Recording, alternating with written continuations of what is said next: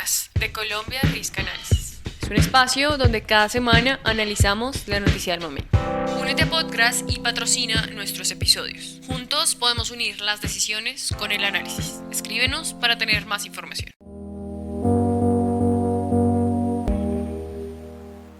Hola y bienvenidos nuevamente a Podcast. Yo soy Catalina Bobadilla y hoy está conmigo Carolina González, analista de Colombia Risk Analysis. En el episodio de hoy hablaremos sobre la ley de financiamiento presentada por el gobierno. Vamos a preguntarnos a quiénes afecta y el rol que juega para el presupuesto general del 2025. Carolina, bienvenida a Podcast. Hola Catalina, un gusto estar por aquí de vuelta en Podcast. Carolina, el pasado jueves 10 de septiembre, el ministro de Hacienda presentó ante el Congreso la ley de financiamiento.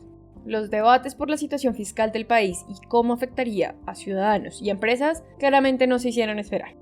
Antes de empezar a analizar las implicaciones, definamos cuál es la diferencia entre una ley de financiamiento y una reforma tributaria y cuál es el propósito de cada una. Pues Catalina, la gran diferencia entre las dos es el alcance y el objetivo que tienen. La ley de financiamiento nace como una figura que se utiliza puntualmente para cubrir un déficit en el presupuesto nacional. Es decir, tiene un monto específico que se busca recaudar y una necesidad específica por satisfacer. En cambio, una reforma tributaria tiene un alcance más general y su objetivo es optimizar el recaudo fiscal a largo plazo. Además, una reforma tributaria supone cambios para una gran parte del sistema de impuestos, mientras que la ley de financiamiento del gobierno se enfoca más en sectores específicos. El objetivo de la ley de financiamiento presentada ante el Congreso por el ministro Bonilla es recaudar los 11,8 billones de pesos que faltan para completar el presupuesto general del próximo año, que el gobierno busca que se apruebe por 523 billones de pesos. Esta cifra representa un aumento de 21 billones de pesos, aproximadamente un 4.2%, en comparación con el presupuesto de 2024. Y el gobierno justifica este incremento por la necesidad de mayor financiamiento para programas sociales y una mayor inversión. Carolina, el gobierno ha dicho que el impacto más grande de esta ley de financiamiento sería a los superricos, que en palabras de Ricardo Bonilla, ganan más de 120 millones mensuales. ¿Qué tan cierto es esto? ¿Esta ley de financiamiento a quién afecta realmente y a quiénes no?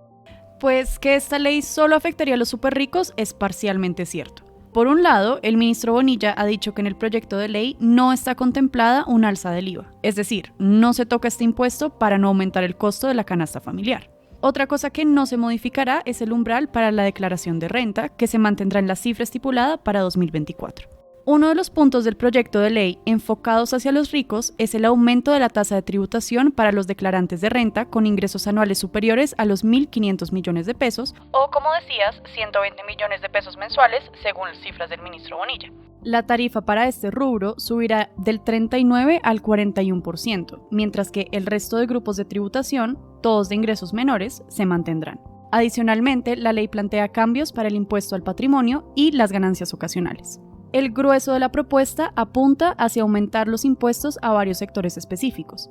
Por ejemplo, los juegos de azar en línea, los vehículos híbridos y las emisiones de carbono serían los más afectados por esta ley. A pesar de que son sectores que no involucran directamente a una gran parte de la población, algunos tienen consecuencias indirectas. Por ejemplo, el aumento del impuesto al carbono, que afecta mayormente a la industria extractiva, probablemente derivaría en un incremento en los precios de energía, electricidad y gasolina, afectando a los consumidores. Además, es probable que este último genere oposición del gremio de camioneros, que recientemente llevó a cabo un paro por el alza del precio de la CPM, que también resultaría afectado bajo este impuesto. A su vez, el aumento de los precios del combustible tiene el potencial de generar un alza en el precio de bienes y servicios debido a la afectación al transporte. Y por otro lado, la propuesta de eliminación del régimen de tributación simple, un mecanismo creado para apoyar la formalización de empresas medianas y pequeñas, probablemente afectará a emprendedores pequeños, pues ya no tendrían tarifas bajas y diferenciadas y por ende su carga económica sería mayor.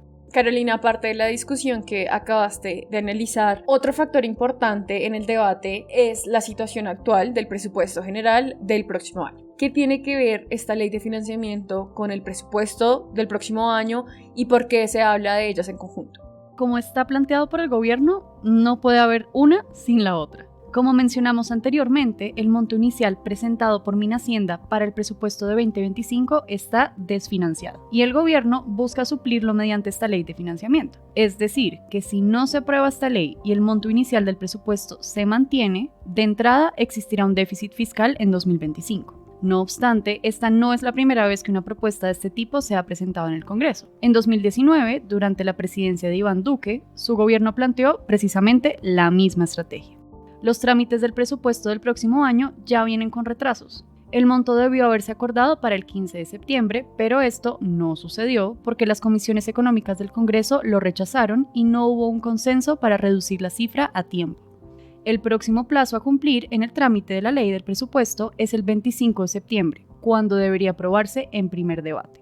Es probable que la oposición en el Congreso busque maneras de reducir el monto propuesto por el gobierno y llegar a un acuerdo, porque si no se aprueba el presupuesto para el 20 de octubre, el presidente Petro tiene la potestad para aprobarlo por decreto.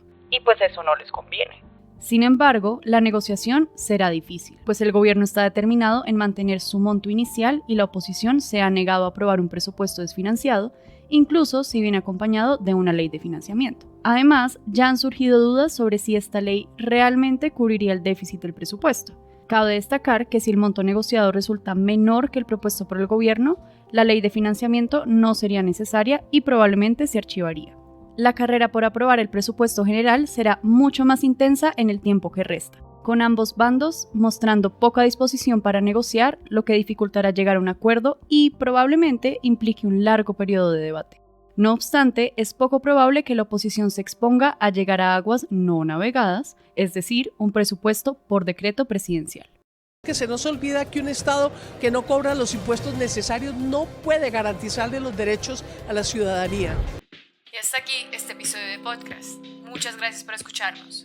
Síguenos en Spotify y YouTube para no perderte ninguno de nuestros episodios. Nuestros análisis diarios, especiales y eventos los encuentras en redes sociales. Síguenos en @ColombiaRisca. Este episodio contó con la participación de María Alejandra Ibarra y Daniel Poveda en el análisis y creación del guión. Arte y edición sonora por Angélica Castillo.